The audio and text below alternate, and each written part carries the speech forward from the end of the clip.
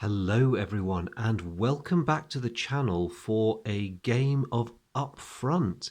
Yes, I have left Upfront off the channel for what feels like the longest of times, and I have actually missed the game quite a lot. Now, I didn't do many Upfront videos actually no, I haven't done any in the last few months, but that doesn't mean I haven't been playing the game. I did actually get a lot of it done over summer. In fact, through August, I think I played about a dozen scenarios, which was great fun. Really, really loved it. Upfront and I got a lot of quality time in over the summer. And so now that it's the new year and I'm recording my first video of 2024, it's great to be diving back into one of my favorite games. But just in case you're wondering why now, it's because something rather special happened to me just before Christmas, and I'm going to go into the details of that in a moment. But first, the situation. Now, I've decided I'm going to wheel out my Brits again because it's been a while since I've played the Brits and I do miss them. And excuse me, I'm sorry. And the situation is continuing to play by anniversary. It is now, of course, January 1944. So we are in a tiny village somewhere in Italy, and we really want to advance further up the road to Sigh, the next German defensive position.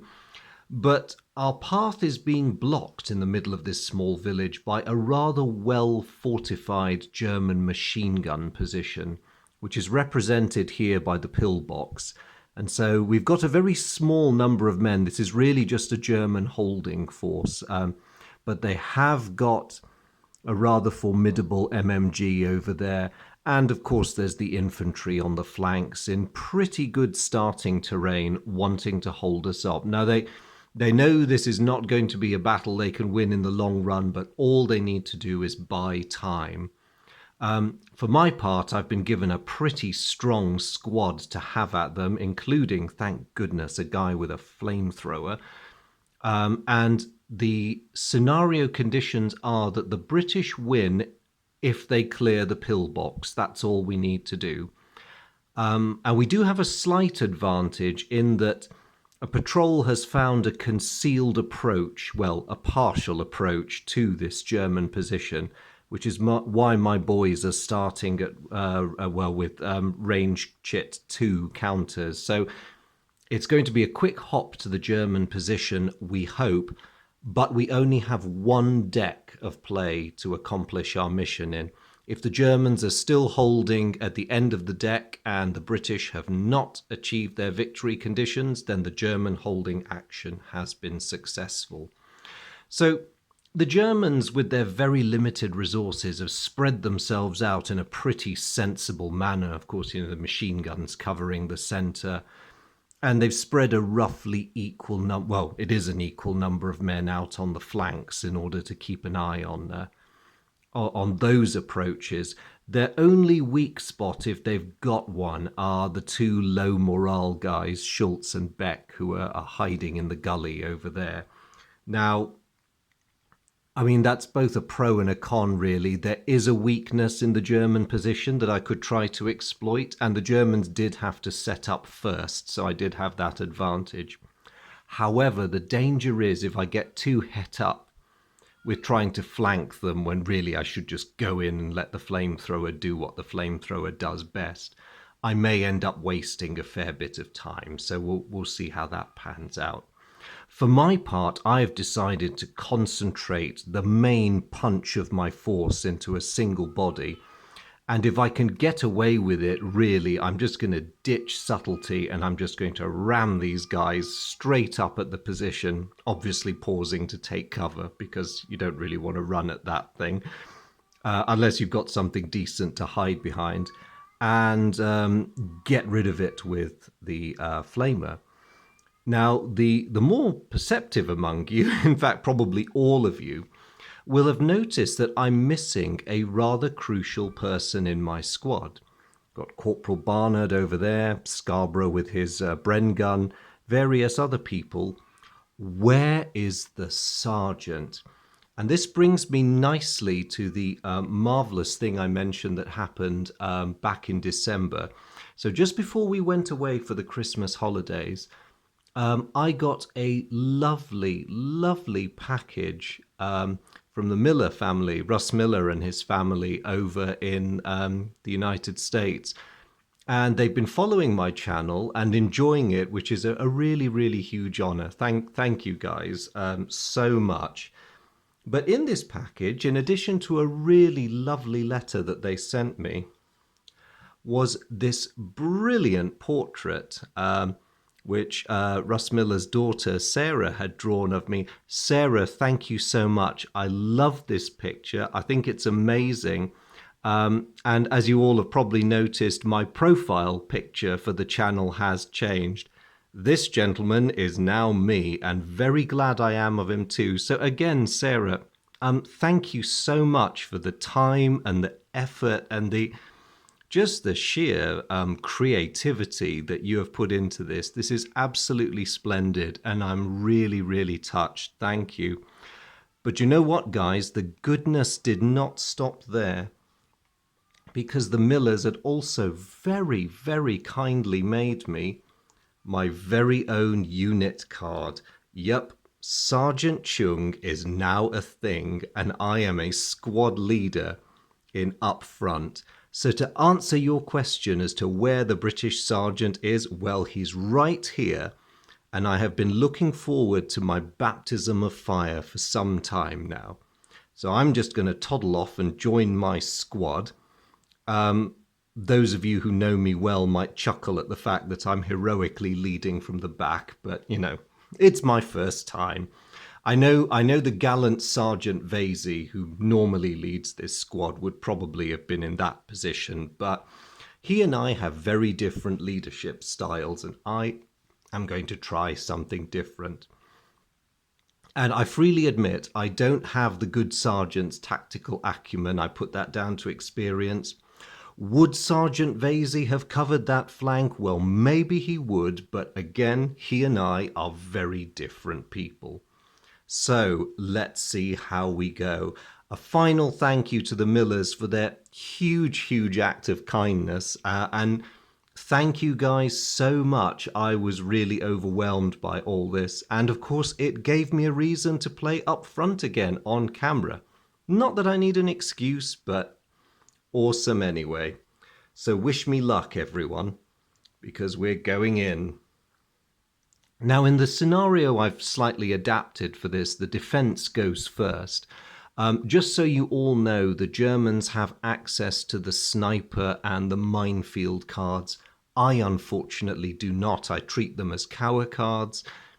Unusually, for this part of Italy, all the hill terrain cards are to be treated as cower cards by both sides. I mean, that's fine with me. I suppose we are in a small village, so, you know, it's not going to be too hilly in the very tiny, compact area we're fighting in. And of course, the first two buildings and first two woods cards that are drawn as random number or random position checks or simply discarded unused are put out of play. So let's look at the German hand and see what's going to happen. Now, they've got some really good terrain there, and they have a flank card, which is really bad news for me, because we're starting at relative range too. I mean, the German Group C, if they were feeling mean, could actually start making a move to try and naturally flank me. But, it's nice for them that they have that flank card, but at relative range 2, Corporal Steiner doesn't really get much of a look in. So the question is, what do they want to do? There's no real need for their Group A to move, but equally it might be tempting, because they have some good terrain there, to possibly get those guys into something a little better. Also, if they push forward, they can make a nuisance of themselves for the two scouts I've pushed out on the flank. What to do as the German? No, it makes most sense for them to try and flank me. So the intrepid Steiner and Schumacher are going to make a move. And they have all this loveliness ready and some rally cards to back them up. Now, for my part, I think I can make the Germans wish that they hadn't done that. I have some good firepower in my force there. The Germans are moving. And I can actually do a little bit of everything. I can push my smaller group forward while the larger group fires. What should I do? Now, they can't fire. Relative range 2. It's not really going to... Yeah, there's nothing. They don't generate enough firepower to do anything, my group on the left. Question is, do I want to reserve that movement card for my main group? I probably do, but I also want to do some firing. So,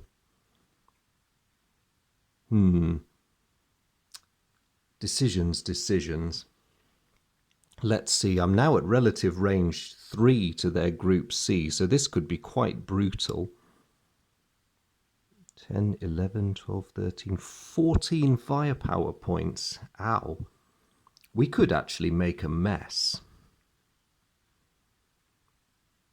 I think I will hold on to most of my cards, keep the movement card for their use, and they will open fire on Steiner and Schumacher. So firepower of 4, +1 because the Germans are moving, but -2 for the cover of the buildings. And unfortunately, the Germans can't use that concealment. So let's see what happens. So Corporal Steiner first. He is pinned. I'm very happy with that. And Private Schumacher is pinned as well. Marvelous. That'll give him something to think about.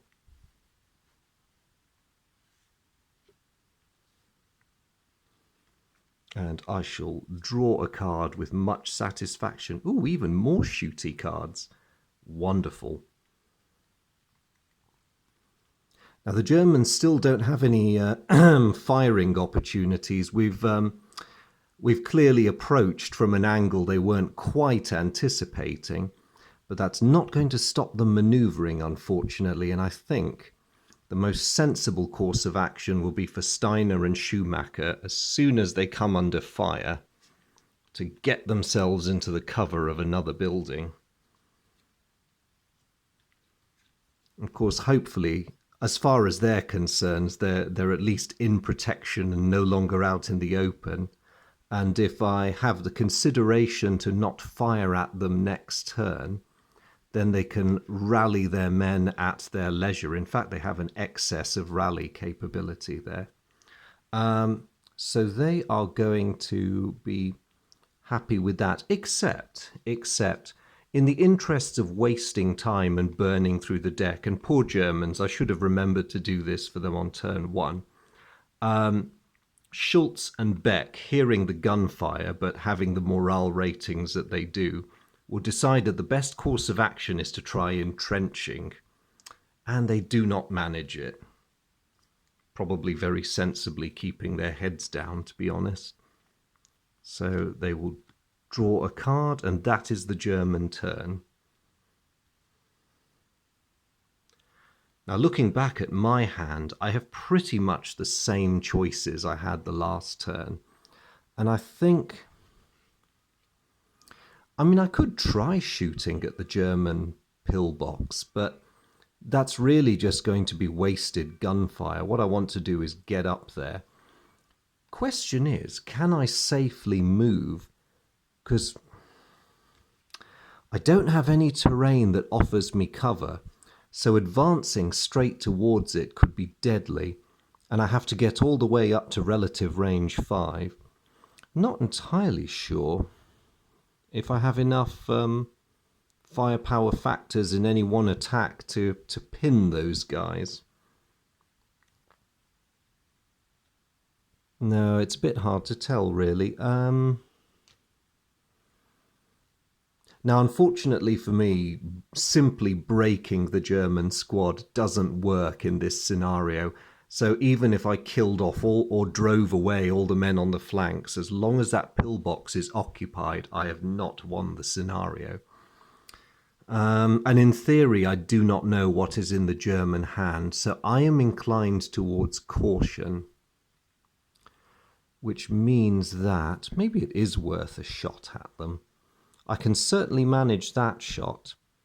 Oh, let's go for it. Steiner and Schumacher are pinned, and while it would be nice to drive them away, that's my primary objective, and I don't want to get distracted.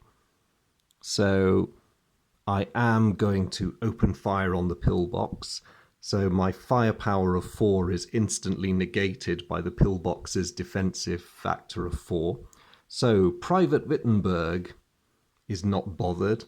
Sergeant Staller is not bothered either, and that card goes out of play.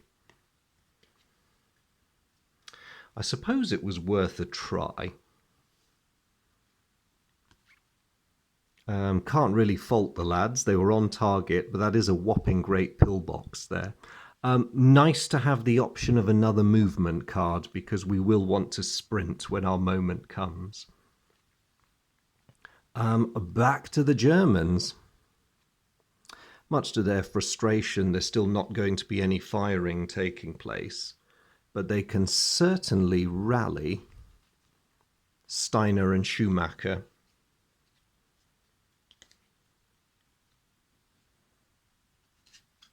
And while those two are picking themselves up off the floor, having dashed like crazy to get into this building, over on the slightly more peaceful side of the field, Schultz and Beck will carry on trying to deepen their hole, and they succeed. So let me just dig out an entrenched counter for you guys. Oh, well done, boys. Hopefully you will sit out the rest of the engagement very comfortable over there and not bother me too much. I hope. And that done, the Germans will draw a card. Still no firing cards. I'm trying very hard to pretend I don't have an eye of God view of the German hand because part of my brain is going, cheat. But no, I won't do that. As far as I'm concerned, the Germans can see us, and the minute we stick our full heads out, there's going to be trouble. If you're wondering why I'm not entrenching my main group that's out in the open, it's because I am pushing my luck. I don't want to spend a limited card deck trying to make entrenchment attempts when I want to make sure I have enough oomph to get me there. And I'm trusting to the high morale of these men to see us through. So, what to do? I don't like that Steiner and Schumacher have woken up again. See, we've got an 8 and a 6 there. Now, mindful of the British ability to make attacks at a reduced cost because of their training in the quaintly described as the musketry department, but really it's good shooting. Let me just remind myself: 2, 7, 8, 9, 10, 11, 12, 13, 14. I can use both these cards. The question is, do I want to?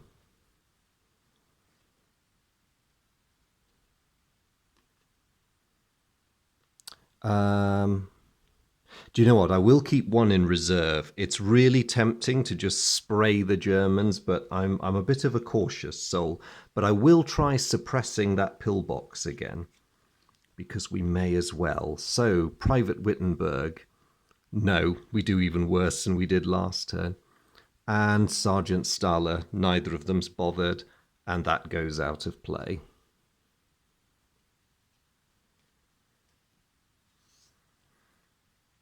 Okay, that wasn't so great. More firing cards, but they're not very inspiring.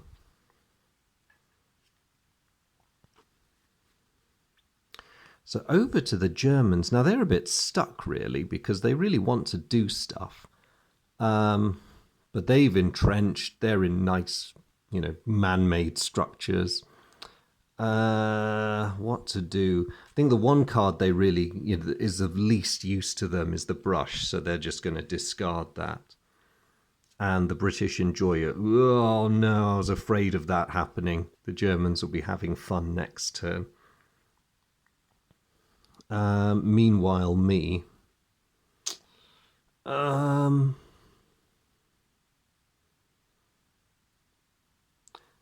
Yeah, I don't know what to do, really, because, let me just see, Private Vein, Flamethrower guy. You do actually have to get close enough.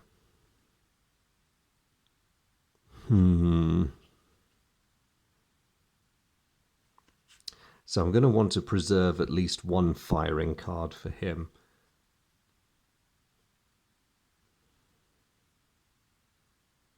But dare I move, because I don't really have any decent terrain cards. I think what I'm going to do is risk a very quick dash. We're going to go forwards. Again, remember, I don't know what's in the German hand. So as they've been so quiet for the last couple of turns, I'm going to risk a dash. And then I'll use that as a cower card just to get us that little bit closer. Wish me luck, everybody. Unfortunately for me, luck is not with us, and the Germans have just been waiting for this opportunity, not least because relative range 3 gives them the ability to fire a strength 11 card. Ouch! This is going to be horrible. And I unfortunately have got no cower cards. Not cower cards, sorry, concealment cards, I should say. Oh dear, what will Sergeant Vasey say when he gets back? So, strength of 5 up to 6 because of my movement card. Oh no. Okay, Corporal Barnard is fine. Ouch. Private Scarborough is very dead unless he's wounded, because that was an exact match for his... nope. Under the wounded column, I got a 5, which is not his morale, so Private Scarborough is very dead. Sorry, my battle charge wasn't very clever. Oh dear, Private Hodge is dead too. What about Vane? Please don't die, Vane. Oh no. Vane is dead. What about Shaw? Oh my gosh, this is a complete massacre. Shaw is gone too, or is he wounded? Nope. Oh wait, hang on. Nope, Shaw is gone. What about Shannon? No, Shannon is only pinned. Oh, thank God. Someone's still alive in this mess. And same with Whitesell. He is pinned. What about me? Sorry me. I am pinned as well. I'll just pause to admire Sarah's gorgeous artwork before I ruefully put myself down. Well, that was absolutely awful. And I'm not entirely sure how I'm going to salvage this mess. Obviously, one of us is going to have to try and pick up that flamethrower when we get a moment. So bear with me, everyone. I just need to sort through the doleful pile of counters, because quite a few dead men have dropped some rather valuable bits of equipment.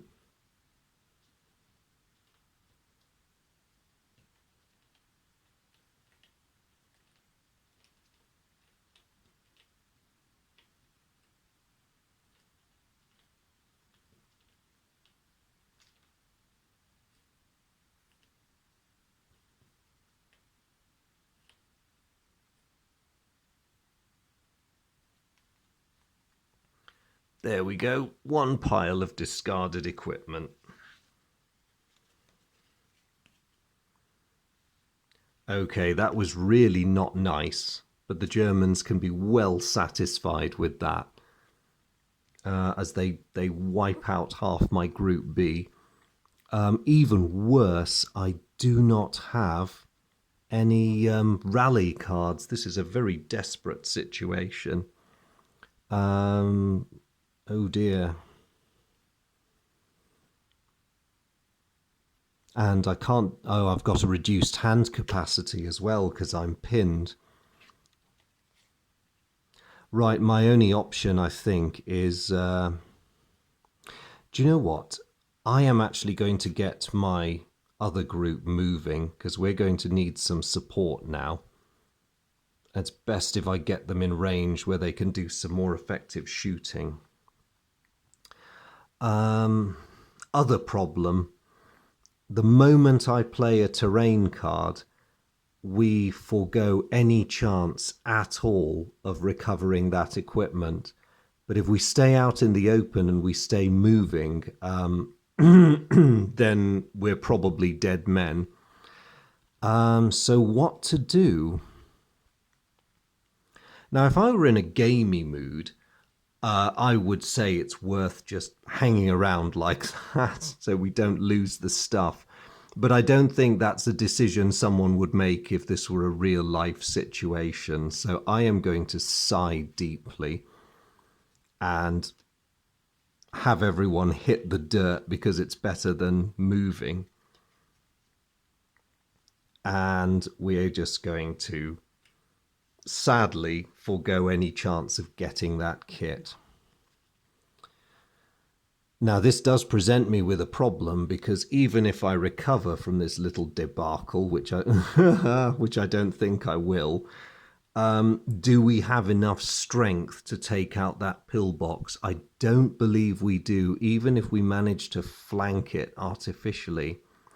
I don't think I can bring enough firepower to bear on it, so we are going to have to...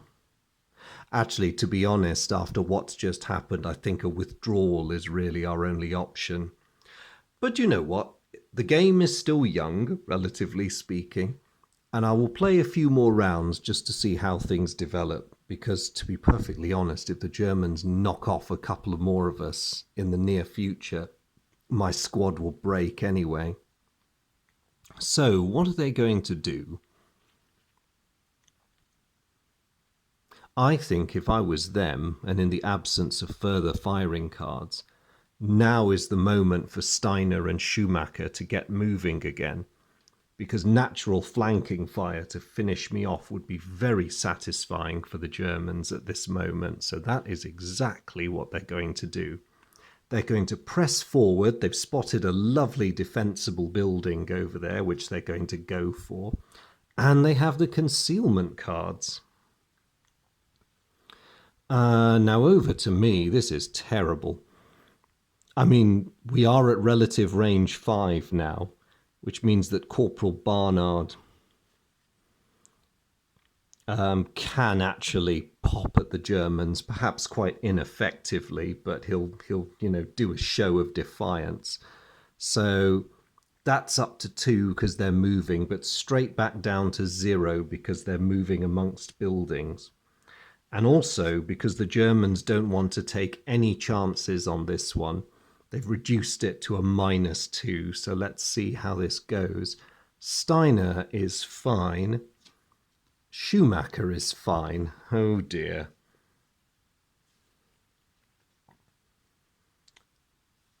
Okay, that didn't really achieve very much at all, but I suppose it was worth it. Oh, thank goodness, that's exactly what I wanted.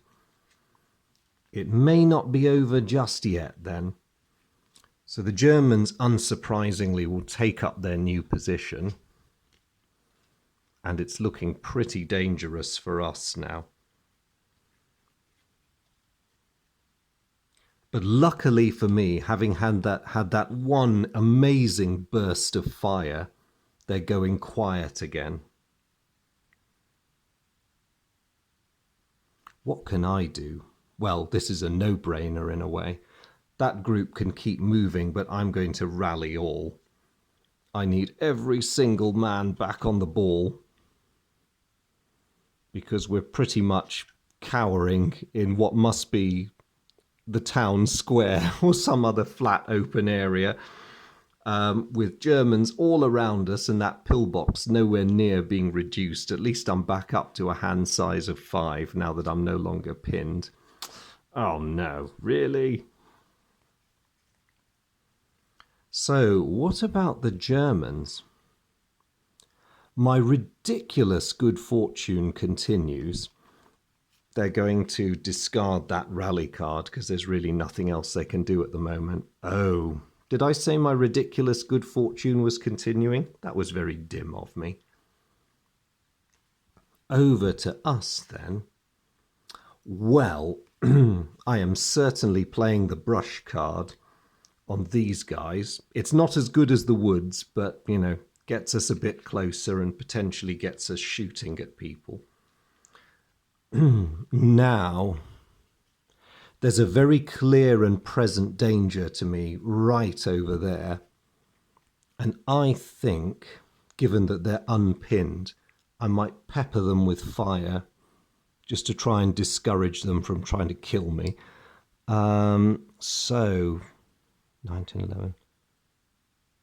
16 firepower factors. Ooh, we can do this. Okay. Never mind the pillbox for now. We are going to try and make Steiner and Schumacher's lives incredibly miserable with a strength 6 fire attack. Now, I'm not going to get this my own way by any means, because between the buildings and this card, they reduce it to a strength 1 attack. How very depressing. Corporal Steiner, you're not pinned. Private Schumacher, you're not pinned either. No!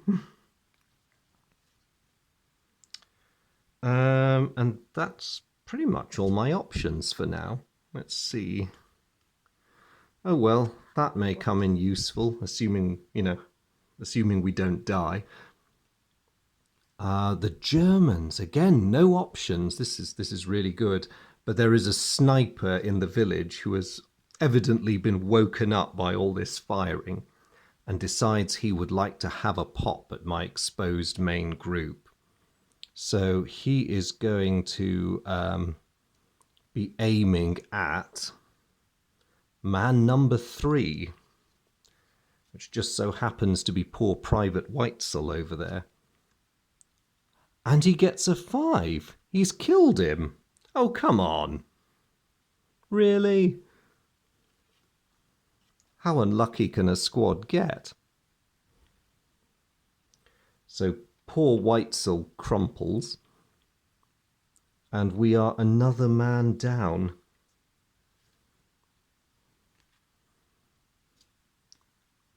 Germans grinning evilly as they refill their hand. Right, what now?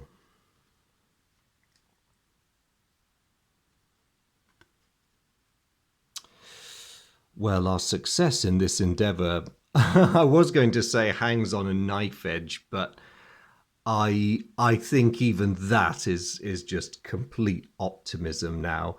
I am pretty much about to be flanked. I have lost 50% of my squad.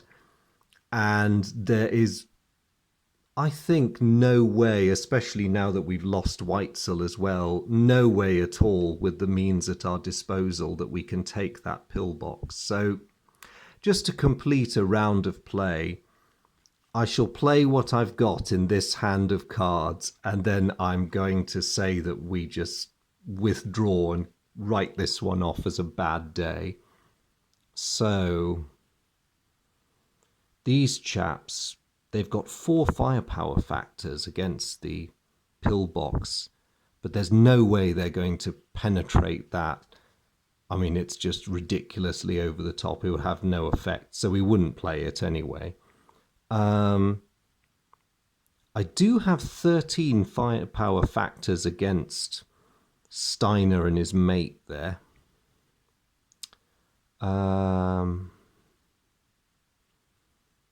But But to be honest, even if I play this round of cards and pin them, all it's going to take is for the Germans to get a firing card for their machine gun. Maybe I'm being too much of a depressive about this. Let's try it. I'll conserve some of my firing cards, but I will have a pop at them. I will have a pop at them with that powerful one. Because in theory, again, I can't see what's in the German hand, so I'm hoping odds of straight zero will put me onto a winner. But unfortunately, it's not to be, because they have one last concealed card, so I'm on a -1. Steiner, you're fine. Schumacher, you're fine. And that goes out of play. So, okay, at the risk of sounding like a complete defeatist, I will just draw my card. Oh, well, lovely to have. That would have been one I was saving to use with the flamethrower, if we still had a flamethrower. But, okay, so I'm very sorry to say that rather than, far from being the triumphal storming to victory that I was hoping this would be, Sergeant Choong's baptism of fire has turned out to be a tiny bit of a debacle. But never mind, you live and learn. I have come away with some valuable lessons, as they probably say in management speak, which I will apply next time when we grind inexorably to victory. But I've got to admit, even if I turn on all the optimism I've got, I think the Germans have won this one. So, good attempt? Actually, no, not really. We didn't even wing any of them. Not a good attempt at all. Definitely an exercise in not how to do it. But hopefully I will be more successful next